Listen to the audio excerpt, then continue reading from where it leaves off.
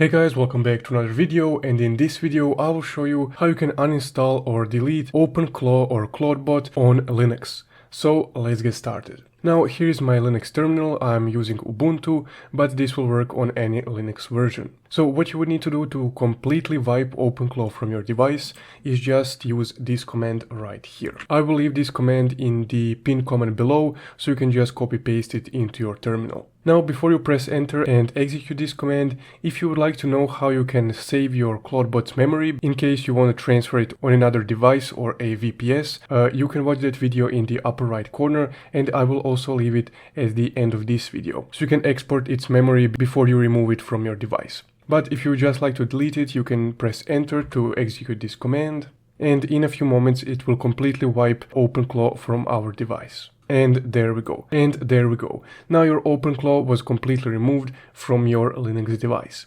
If you found this video helpful, don't forget to leave a like and subscribe. Thank you for watching.